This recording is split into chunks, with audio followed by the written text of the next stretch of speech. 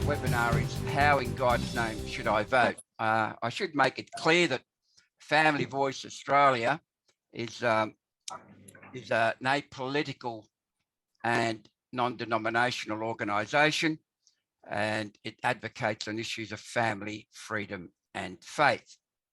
The question, how in God's name should I vote, should not be interpreted as having Family Voice tell you how to vote. What we like to do is, and we like to tell our supporters is, here are the issues, and in your own conscience and in a biblical perspective, if you wish, cast your vote accordingly. The actual voting, of course, can be complicated, but what we're saying to you is look at the issues and you decide how you wish to vote. I'm the National Webinar host and also the New South Wales ACT State Director at Family Voice Australia. Topic tonight, of course, is, as I mentioned, how in God's name should I vote with the upcoming federal election. The people tonight, hopefully, that will all register, you've seen them: Senator Deborah O'Neill, the Honourable Bob Katter, Senator Pauline Hanson and George Christensen, MP. The format for tonight for everybody will be that I'll ask each speaker to make an opening statement, 5 to 7 minutes, on the electoral landscape as they see it, and indeed if they wish to end their policy statements, then they can do that as well. But essentially, it's an introduction, and then we're going to go into a Q&A session where we've got a lot of questions asked from various people that have written into us. I'd like to sort of introduce George Christensen, if I may. As you know, Mr. Christensen is the Queensland MP, and he's in God's country up there with a bit of part of the world. And he's going to talk to us about the electoral landscape as he sees it. I believe, George, that this will be your last term of Parliament. So that will be interesting in terms of the feedback you give us. So, George, over to you, and then we'll go into the next speaker. Thank you, George. Well, thank you very much, Greg. Great initiative that Family Voice has pulled together here, and obviously you got a lot of interest, including I see from the media as well. So we'll see how this gets reported. But mate, thank you for the invitation. As you've said, I am not contesting the next election, so instead of offering, I guess, the sort of usual political party spin, can I sort of just outline what I see the issues are for people who would be tuning in, your membership, who are probably traditional-minded Christians, and you know, where the parties stand and where I think things are possibly going to fall. And it's always a bit of a danger predicting how elections happen. There are a lot of people that predicted how the last election was going to go down, and they ended up with egg on their face as a result. But look, it's safe to say, Blind Freddie can see that the polls aren't going very well for the government at present. But the old adage, a week being a long time in politics, and there's going to be at least, I think, 7 weeks at the very least between now and a possible election date. And we've got a major budget which will no doubt have a lot of welcome news in that budget that's going to be delivered between now and then. So who knows how the election could roll, but I think it could be close. There will be no doubt some hotly contested spots in the Senate, that's for sure. And I do suspect that some of the minor parties are going to actually have probably more of a show this time as sort of people peel off the main two political parties.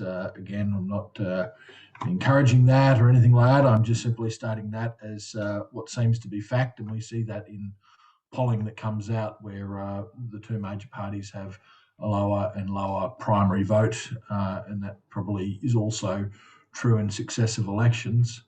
I think the big issue from the point of view of your members, Greg, would be around religious liberty. Now, it's suffice to say that I was a bit disappointed. It's probably an understatement, actually, at the government's legislation. I think that it was weak. It needed to be strengthened a hell of a lot to ensure that people of faith are protected for expressing their views. We know they are not, and we've known that they are not protected for expressing their views ever since Archbishop Julian Porteous was hauled before an anti-discrimination commission for putting out the Catholic Church's teaching on marriage to Catholic school students. Now, that's really beyond the pale to be dragging a bishop or any pastor before a jumped-up kangaroo court to answer for their thought crimes, which are basically expressing their faith. So something's needed, is still needed to be done to plug that deficiency in our legal structure to ensure that when people are expressing their faith, that they are protected from these sort of measures, that they're not sacked, that they're not that they don't lose contracts, that they're not penalised for expressing their faith. We had what I thought was pretty weak legislation that went up, but it still offered some level of protection. It certainly tried to deal the best it could with the Porteous situation. But even then, it was knocked. I mean, the Labor Party put up amendments which knocked that legislation. It was supported sadly by some within the government, but the government still has overall the view that this legislation needs to be put forward intact as it was presented to the Parliament. So I hope that is going to be forthcoming, and I think that if there is one measure that we must defend come any election, it is religious freedom. Without the freedom to express our faith, we actually have nothing, Greg. We really do have nothing. So look, I could wax lyrical on a whole heap of other issues. You've got many other people to talk to. Obviously, one of the things that's been a big bugbear for me is the riding roughshod over our freedoms and rights that we've seen over the course of the pandemic. That's all starting to come to an end, thank goodness, but it can't come quick enough. And I do hope that between now and the election that more is said about this, particularly from the government. I would like to hear more from the government of which I'm a part of that is in defence of our freedoms against these ongoing restrictive measures from COVID-19, which largely has disappeared from public consciousness pretty much with Ukraine and a whole heap of other issues that are abounding these days. So I'll leave it at that unless you want me to talk any more at this present time, Greg. Okay. George, thank you for that. I'll come back to you because we've got a whole heap of questions. And Bob, I wonder if I could turn to you now and same sort of procedure. If you could give us an overview of how you see the electoral climate. The Cat Australian Party, of course, will be a major player in regional Australia. And what I'd like to do is hand over to you, Bob, for about 5-7 minutes, and then we'll go into question time. And hopefully, in the meantime, the two senators will join us. Thank you, Bob. Our party, the state blokes, there's three of them. They lock the door at the start of each week and pray for God's guidance for the week ahead. They're very, very strong in their Christianity, particularly Robbie Carter and Shani Kennett, but also Nick D'Amato.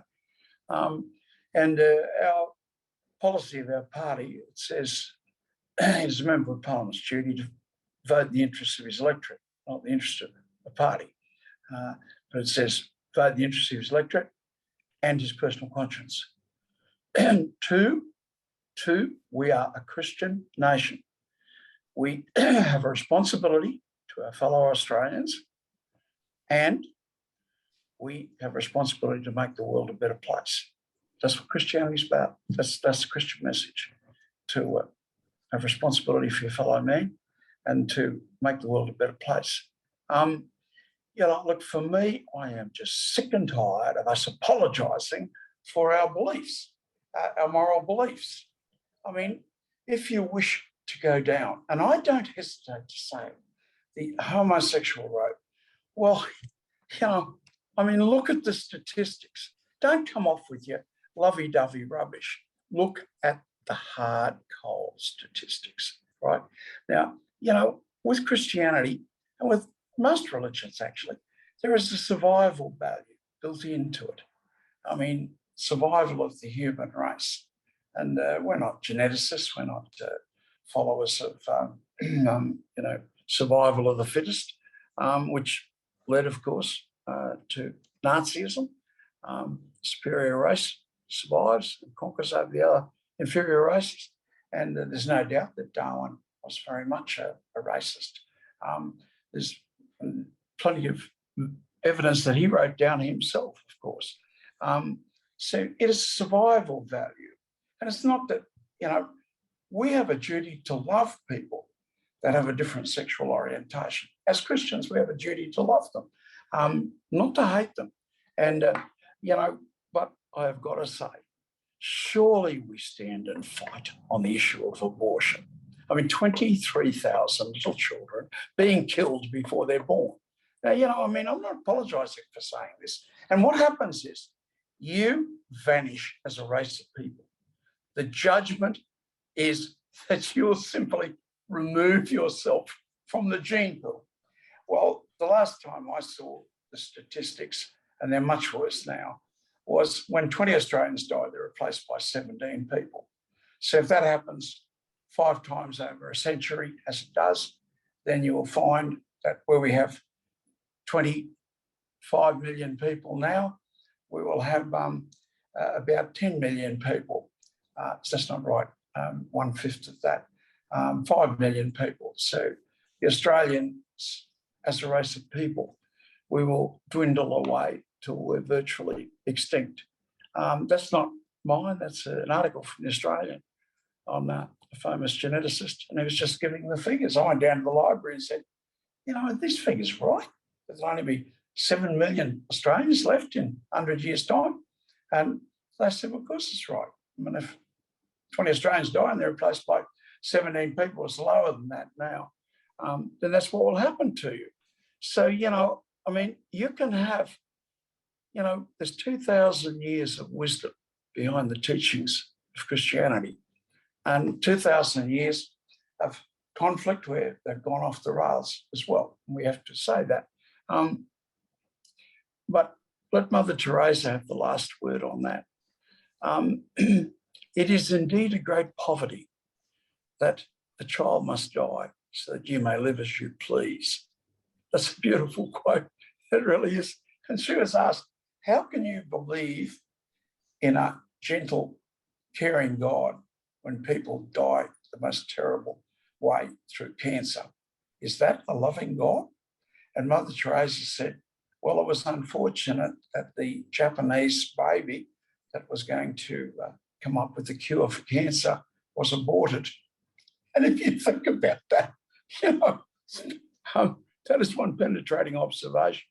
But I was addressing over 1,000 students at Ignatius Park in Townsville, which has produced a number of outstanding rugby league players at school. There's over 1,000 boys in senior classes there.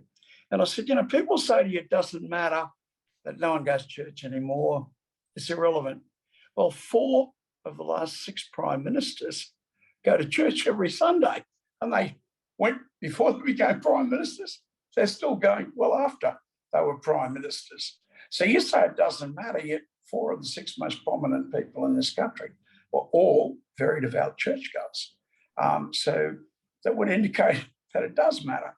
And you watch some of the rugby league teams, the blokes blessing themselves before they run on the oval.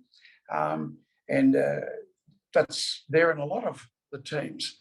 Let me switch completely. I wish I had a picture of my history of Australia, which was, and I proudly say that I'm a published historian.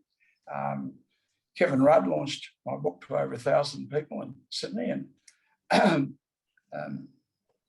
it was launched to over 1,000 people in Melbourne by Barry Cassidy. I don't have any say in that. Murdoch Press, who published the book, had saying that.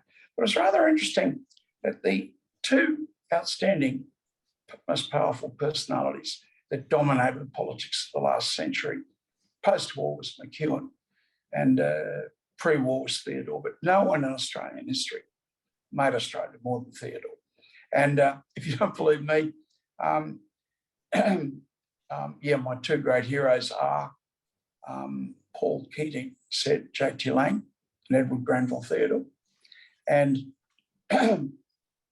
Malcolm Fraser said his two greatest heroes were the American Franklin Roosevelt and the Australian Edward Granville Theodore. So I didn't say that. Two very prominent people in Australian politics said that. And now who's Theodore? Well, Theodore had two sisters, nuns, and a brother, a Christian brother. He couldn't have been brought up in a more Christian upbringing. Jack McEwen, his parents died when he was very young. He was brought up by his grandparents. His grandfather was a Presbyterian minister, very, very devout Presbyterian. So these two people that moulded Australia more than anyone else, no one even comes close. Those two people, both of them, were very, very heavyweight Christians. Now, as far as my party is concerned, I stated, that's our statement. We are a Christian nation. And my chief of staff, she's a very raving atheist. And I always used to say to her, it really makes me angry that you've got to go to heaven before I do, and you don't even believe in heaven. And she used to roar laughing at that. But she had a Christianity. She had a love of a fellow man and a passion for people less fortunate than herself. And whether she likes to admit it or not, she reflects the Christian, that this is a Christian nation. And now let me just give a quick history lesson. The most powerful dominating force the world has ever seen was the Roman Empire. Over a third of the world's population was completely controlled from one city and by one group of people, the Romans. And that was for nearly 1,000 years, most certainly over 850 years. And it was an evil force. I mean, it wasn't just Jesus Christ being murdered by them. It was an evil force. They were nothing more than brigands and dreadful people. Yes, they built roads. Yes, the roads could carry their troops so they could press the rest of the world and keep them under subjugation. And along comes a man called Constantine, and he's different than any other Roman emperor. Constantine, he's a Christian. His mother was a great Christian, and he was a Christian. And Constantine abolished crucifixion, although it was pretty predictable. He abolished gladiatorial combat, and he gave women equal rights up to then they were chattels, legally chattels, and in reality chattels. And he gave them rights, but he did numerous other things. But it was no longer a brutal conquest and subjugation. That was not the imperative of Rome after Constantine.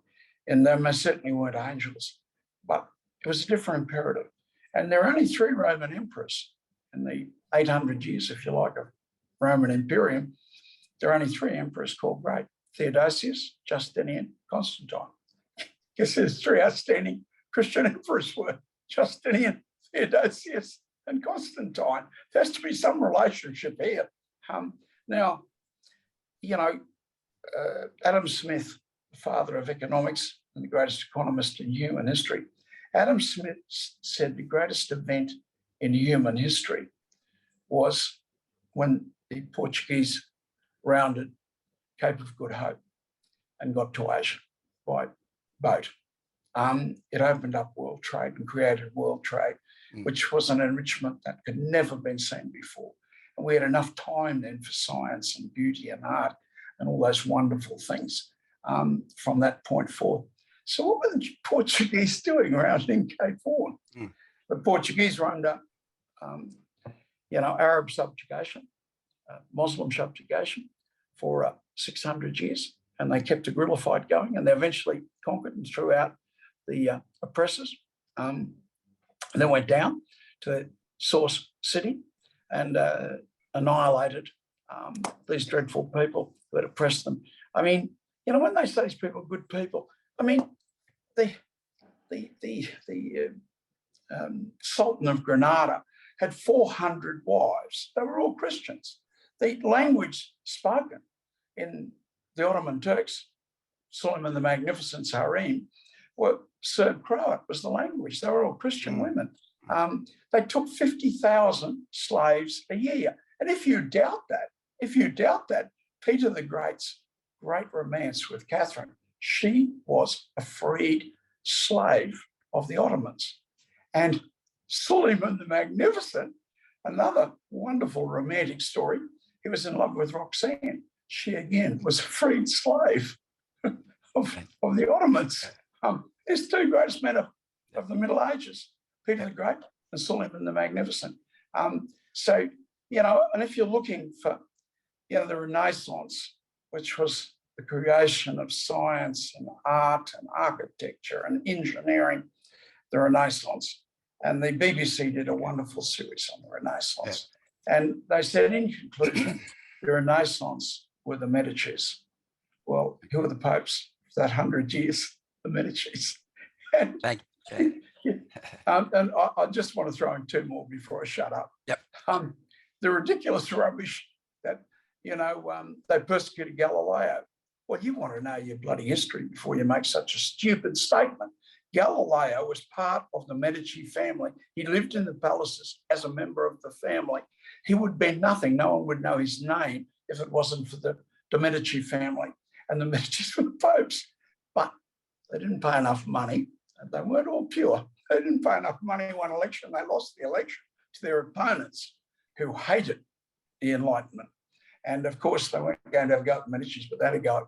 But 6 greatest scientists in human history: Pasteur, Newton, Galileo, Mendel, Einstein, and Faraday. That's the 11 books in the National Library. So they're the 6 greatest. Pasteur, Right. I studied to learn God's laws. All the rest is irrelevancy. Newton, he wrote 7 books on theology. Galileo, well, I just told you, he lived as part of the Pope's family. Mendel was a monk for his entire life. Einstein, that quote was from Einstein, not Pasteur. And Faraday was a pastor in what we call the Methodist Church today. There's got to be a relationship between human enlightenment and Christianity. Who abolished Christianity? Who abolished communism? Who abolished slavery? Yeah, we Christians did. So let's not apologise. Let's be aggressive. And let us put our moral code forward without apology. Thank you very much. Very great honour to be able to speak for a while. Thanks, Bob. What we'll do is I want to come back to you because I've got a whole lot of questions.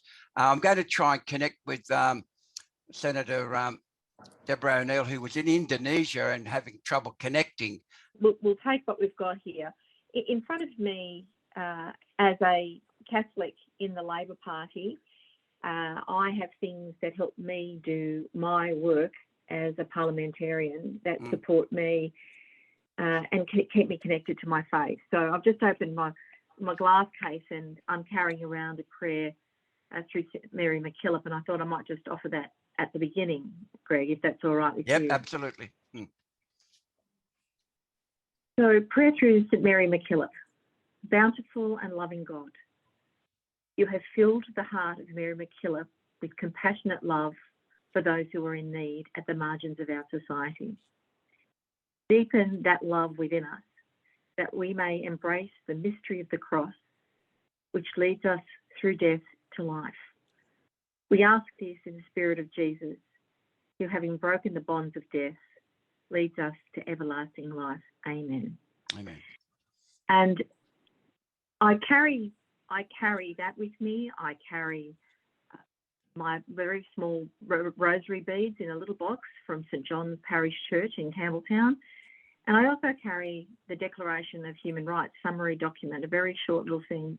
These things are with me all of the time because it is my faith that I seek to manifest through my political action. And it is my faith that led me, following a career as a teacher of religion in a Catholic school, to bring my faith to life through participation in the Labor Party. And I guess there's been much said about voting patterns in the last election across Western Sydney, and there's been a renewed interest in the need for engagement with people of faith by parliamentarians. And so, Greg, can I first of all commend you on the series that you run? And I'm very, very much appreciative of the opportunity to participate this evening, albeit without visuals. Thank you. The problem, I think, for me as a person of faith in the Labor Party is not being in the Labor Party. That's not a problem. The Labor Party absolutely brings forward that option for the poor that Mary McKillop embodied so much that she's become our first saint. The problem for me as a parliamentarian in the Labor Party and a person of faith is people's perceptions about how that is disconnected from my life as a parliamentarian. And I really want to put that myth to rest today. In fact, if you did a head count, I'm advised that there are more people within the Labor Party across the country who identify as people of faith than any other political party. So that is an important fact to get on the record in the midst of all the mythology. Now, people of faith, I often say, sadly, I'm sometimes reported to be a very, very faithful person. I'm in the church because I'm a sinner, not because I'm a saint. So I don't want to be characterised as anything other than a garden variety, not a profoundly devout Catholic, because, you know, I'm just an ordinary person on the journey. And the people of faith who are in the party, the Labor Party, and I'd say advisedly in all parties, represent a wide range of faiths and a wide range of views and a wide range of faith journeys in their interaction with their God.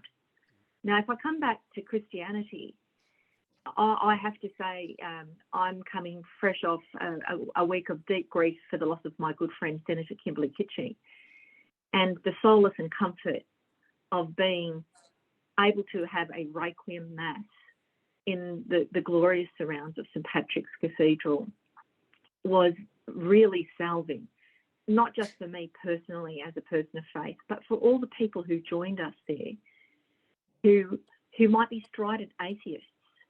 You know, just a couple of spots away from me was Senator Janet Rice, and many of you would be familiar with her as a Green senator who's been very active in the recent examination of the religious discrimination bill. She was profoundly overwhelmed by the expression of faith that's manifest in the building, that was manifest in the liturgy itself, and the reality that our liturgical celebrations, and in the case of funeral, our liturgical celebration of the life of somebody that's left us, reaches out and into our community. So, you know, giving witness to the faith is something that I do in my particular way. And amongst my colleagues in the Labor Party, there are a profoundly unique range of ways in which people manifest their faith, some more publicly than others. But the myth that there is a gap between Labor and faithfulness in the Catholic and Christian tradition is simply a myth. And I encourage all of those who might be listening or observing the blank screen, sadly for me today, to listen to Christ in their life. And if the things that I'm about to say about the Labor Party are heartening for you as they were for me, then come and join us. You will find a welcome, because we do take the scriptures seriously. If we take the scriptures seriously, that, you know, God has no hands but ours, and no eyes but ours, and no feet but ours, then there is an imperative on people of faith, through God speaking to us, that we need to take action for our fellow human beings, be they people of faith or no. So I hope that those introductory comments, Greg, provide, you know, the platform for a discussion about, can people of faith have a place in politics? Absolutely, absolutely. And we need people of faith, all the languages of faith that really reflect our multicultural community. They need to be there. And the voice of Catholics and Christians has as much of a right to be there in the Labor Party as it has in any other party. Thank you, Deborah. That's perfect. All right, let's get down to some real political questions, if I may, because there is an election coming up. I suspect the election will be announced after Easter, but let's have a look. I've got an important question here that I'd like Senator O'Neill, while you're there, Deborah. Look, I had a look at the nominations for candidature. In 2009, there were 32% were women. In 2022, it's jumped to 42%. Deborah, really, in the light of recent events, do we need more women in Parliament? We certainly need to have a Parliament that represents the people that it seeks to serve, you know, and the last time I looked, it was about 51-50. So, you know, we need women and we need men. If in the way that I described, I don't want to be sanctified as a person of faith because I'm a sinner. We should also be mindful that every organisation that we belong to, whether it's the church in all its forms, whether it's political parties, that, you know, aberrant behaviour and people who, you know, use positions in inappropriate ways are a fact of life that is with us from, you know, history. And I know I did hear my colleague from the House of Representatives, the man who wears a hat from Queensland, talking about history there. You know, we every single political party is full of people with a whole lot of different agendas running, sometimes at cross purposes and sometimes together. But certainly, I am very heartened by the general shift in the way the room moves and the conversations happen when we approach parity of 50-50 men and women. The dynamic is different.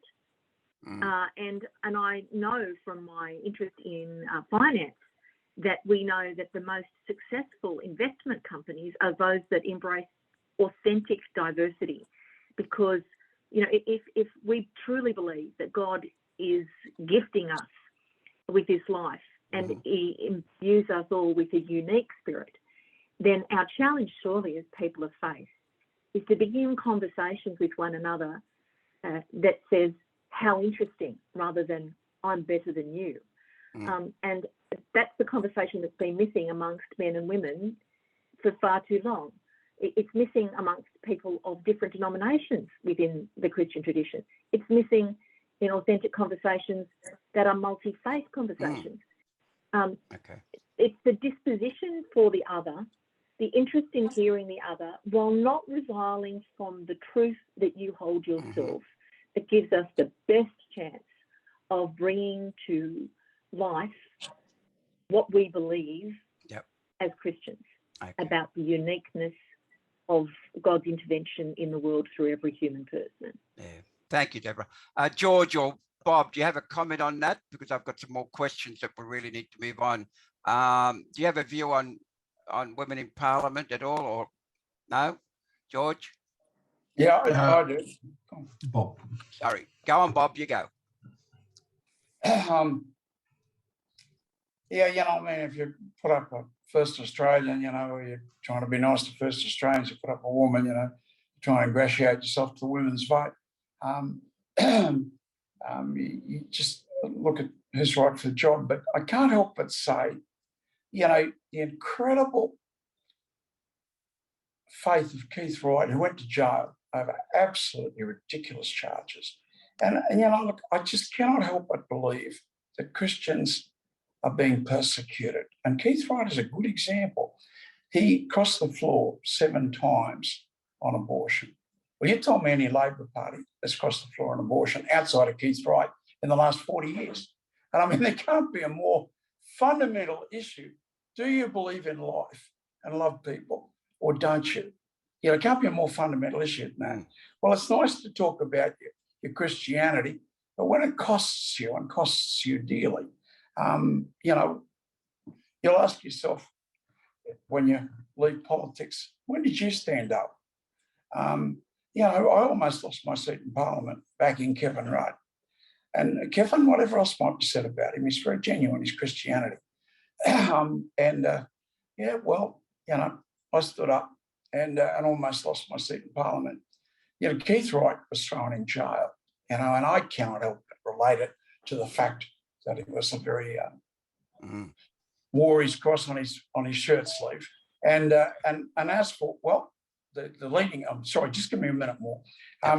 The biggest denomination in Australia still is the Anglicans, and they attempted to put Peter Hollingworth in jail. And the only reason they did was they completely destroyed him as Governor General or as a person of authority inside the Christian churches. They completely destroyed him. Well, you say that's a one-off. Right, well, the next biggest denomination is the Catholics. And they took out Phil. 81 people said he's over there. One person said he was over here. And the Victorian government believed the one person. The ALP government of Victoria believed the one person. If that's not persecution, I don't know what is. Now, the third ranking denominational grouping now are the fundamentalists. I'm sorry, the evangelicals. And well, guess who's the most prominent spokesman for them? Israel Folau. So they get stuck into Israel Folau. What are you telling me? They're taking out each of the most prominent people in those religious representations, and it's all just happenstance. Well, you know, I'm not here to be nice to you. And I know Jesus said we're supposed to love everybody. Well, you know, he did bash up the money changers in the temple. And I'll just stand on that one. But, you know, what did you do to defend Pell? What did you do to defend Hollingworth? What did you do to defend Israel Folau? And that is a direct quote from the New Testament. What he said was a direct quote from the New Testament, and he was punished over it. I didn't notice any of you people come forward to defend him. Thanks, Bob. Okay, well, that takes me to the next question. Sorry, Deborah, go on. Yep. Greg, I just want to respond to that. Right now, before the Parliament is a piece of legislation about mitochondrial donation. You know, what did I do? Yes, well, I'm working across party lines to make sure that I can exercise my conscience and vote on that, because I have that right within the Labor Party. If abortion laws were to come to the party, to the Parliament, and it's a long time since they have, I have a right to a conscience vote, and I would exercise that. The Labor Party has been much maligned, I think, in the comments that was made by Bob just then. Yes, I am practicing right now, and my party allows me to do that because a conscience vote is a conscience vote, and Anthony Albanese has absolutely ensured that that has been, it's alive and well right now on the floor of the Senate. Okay. All right. Look, that takes me to the next question very quickly. All three, if you could just comment quickly. Does religious discrimination have a future at the next election? Well, I hope religious discrimination, Greg, doesn't have a future at all. But in terms of religious discrimination legislation, look, I hope it does, because, and I hate the name religious discrimination. Yep. It should be a religious liberty bill, to be quite honest, because that's what we want. We want the ability to express ourselves freely. And so I think the government's going to continue forward with that in an unamended way, and we will see whether it can be passed after the next when the next Parliament is formed. Greg, I know you wanted to speak quick. Can I just briefly say to Deb, who's on the line, can't see me, thank goodness for that. You spared that vagary, Deb. But can I just say to you and to the Labor Party, I'm sorry for the loss of Senator Kitching, and you know, I for one want to acknowledge having served with you in the House and been alongside people like Kimberley and other people like Chris Hayes, to know that there are good Christian people in the Labor Party, and you know, I actually applaud you for what you do inside your particular party. I mean, thank you for that, George. George, that's very... Go on, Deb. I just wanted to say thank you very much, George. Yeah, it was that was very generous of you to make those comments. Thank you. Yeah. Thank you. Very quickly again, see, the biggest questions that come through to me have been, will the religious discrimination bill survive whichever party gets in, or are they going to shelve it because it's a no-win situation? I mean, we've got Christians, we've got 14 million Christians in Australia at the moment. Now, that's a sector that you can't ignore, like Bill Shorten did in 2019. I mean, what you've got to do is answer the question to these voters, not to me now, but to answer them. Will religious discrimination bill have a future after the election? And I think that's what people are looking for. And in that regard, we need to ask ourselves, you know, who do we vote for? the questions that I need to ask also is in that respect, what role will the minor parties have in determining the future of the two major parties at the next election? Can you comment on that for me, please, Bob, George, or Debbie, please? I think the ALP's already made their decision. Can I from Labor point of view? Sorry. Sorry. No, Go on, Deborah. I'd go first. Go on, Debbie. Okay, so, well, we don't have the promised bill, despite a long list of moments when Mr. Morrison committed to delivering that bill. So it started back on the 13th of December 2018. People would remember that he was going to enact a Religious Discrimination Act and appoint the Religious Freedom Commissioner. And then there was more announcements on the 29th of August in 2019. And then there's been more. And on the 25th of November 2021. And then we saw the debacle of that last period. People of faith, of every faith group across this country, have been begging and pleading with the Prime Minister to honour his commitment to deliver a piece of legislation in a bipartisan way. And not everybody's familiar with how the Parliament works, but if a Prime Minister and an opposition leader get together and say, let's develop something in a bipartisan way, a whole lot of work goes on behind the scenes, and a piece of legislation that's not controversial is introduced into the Parliament and it goes through. Mr. Morrison did everything he possibly could to prevent any bipartisanship at all. In fact, Labor did not see that bill even in the week it was introduced. We had our regular meeting on Tuesday and we couldn't even discuss it because we didn't have the legislation and amendments. That didn't arrive till the next morning for a special meeting. So people need to remember the game that got played with it. Now, to reassure you what's going to happen, Labor absolutely will legislate to make sure that there is protection for people to prevent discrimination against people of faith, including anti-vilification protections. We'll act to protect all students from discrimination on any grounds, and we will protect teachers from discrimination at work while maintaining the right of religious schools to preference people of their faith in the selection of staff.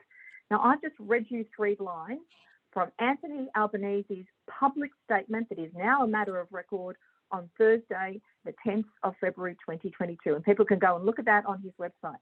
He's not walking away from it. Labor is not walking away from the job that the government's been promising to do for 4 years. We are going to honour our commitments that we have undertaken in good faith with all of the faith groups over the last 3 years. And we've endeavoured to work with them to create bipartisanship. The only way that people of faith are going to get protection is to change the government, because they've had a good long go. This is 3 terms of the Liberal National Party government. They haven't delivered this for Christians. There's a lot of talk, there's a lot of entitlement, there's a lot of acclamation of themselves as the only party of faith. Well, let their actions speak. They failed people of faith. Labor has attempted to stand with people of faith to advance in a way that unifies rather than splits the nation apart. And Mr. Morrison stood in the way of that. If people of faith want protection from discrimination and vilification, there is only one way to vote. That's the Labor Party. If you want to make that happen, come and join it. Bob, what about the Katter Party? What's your view on the religious discrimination bill having a future at the next after the next election? Look, I just can't not answer the lady that just spoke. Yep. I mean, if I have heard an exercise in stating something that is the complete opposite of reality, I'm not saying truth, I don't think she's an untruthful person, right? But the complete opposite of reality. They've opposed this bill continuously and continuingly throughout the entire night, right down till 5 or 6 o'clock in the morning. They were doing everything humanly possible to destroy that bill. So, I mean, to say that you're for it is just, I mean, you keep saying these things, and no wonder people hate politicians, because they know you have exactly the opposite viewpoint. I call them the lily pad left, and they're alive. And please let me finish. Please let me finish. You had your go. It's my turn, right? I call them the lily pad left, and they're alive and well in the Liberal Party. There's plenty of them in the Liberal Party. Now, you know, I myself am a lefty. I belong to the hard left, an entirely different concept. I'm an active member of the CFMEU and have been almost all of my life. a very strong supporter of my union. And we may not be perfect people, and we're not, but you know, we're the hard left, you know, entirely different than the lily pad left. And your party is the greatest manifestation of the lily pad left, and the Liberals are not far behind you. And if you want to know why the Australian people hate politicians, it's because you state a position that is just so away from reality that they just pass a judgment on you. They hate politicians. You know, you speak out and speak your mind. If you want to say that you want to look after, you know, and I'm not saying you don't, the homosexuals, that's your privilege to do that, right? You know, and heaven only knows, if you read my book, one of my heroes fits in that category. You know, I don't hate these people, but I most certainly am not going to pretend that I think that's, and I use that as an example, and it's extreme, and I'll get criticised for it. But, you know, I have my faith and I have my beliefs. And, you know, on the abortion, yeah, I'm very proud that Jordan Peterson got me to lead the fight in the state parliament. All your people voted for it, every single ALP member except Keith Wright. What a man of courage. What a man of courage. And you're telling me Christians don't get persecuted? Yeah, he gets put in jail on the most silly, trumped-up charges that you could ever find. So we're being persecuted and we know it, but I'm not apologising to you, and I'm not going to go along with you and be nicey to you, because I don't believe in being nicey to people that are going along with people that are doing the wrong thing. I'm sorry to say that, but that's my position. Thanks, Bob. Quick response, Deb, and I've got to move on.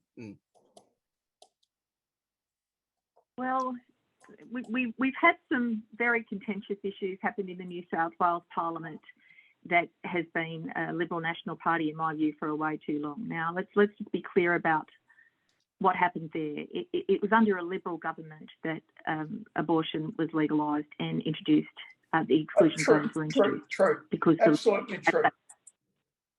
Well, let's also look at they're just as bad as you, Mob, when it comes to that. Well,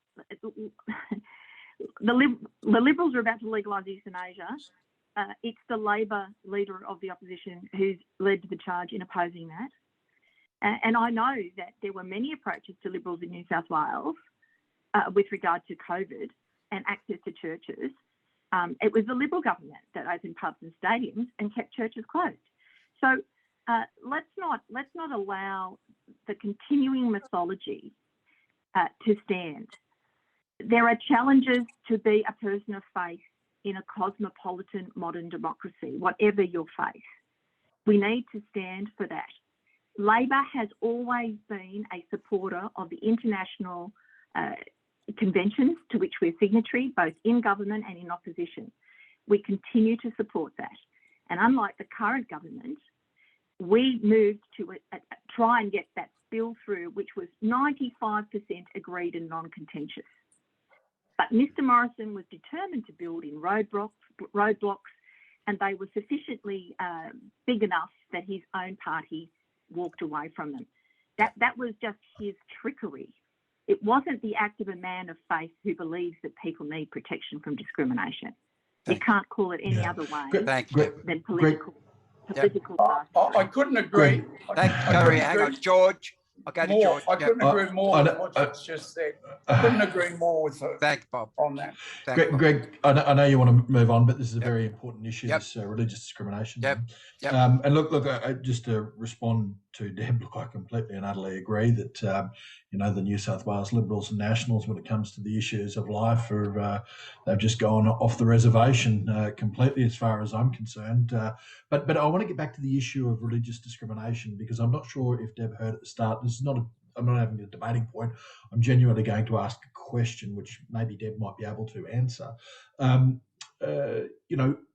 heard when I was in the House of Reps, opposition MP or Labor MP after Labor MP get up and berate the particular section in that legislation which was dealing with the Julian Porteous situation. Now, I'm not sure whether you heard what I said at the start, Deb, but that situation where the Archbishop of Hobart, Julian Porteous, was hauled before an anti-discrimination commission for expressing in a pamphlet his views on the Catholic Church's views on the teaching of marriage.